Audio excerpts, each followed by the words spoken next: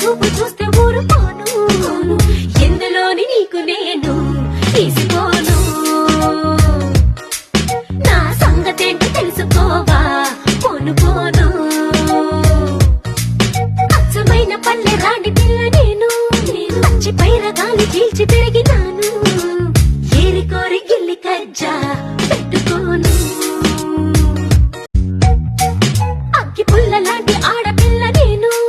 నన్ను చిన్న చూపు చూస్తే ఊరుకోను ఎందులోని నీకు నేను తీసుకోను నా సంగతేంటో తెలుసుకోవా పోను పోను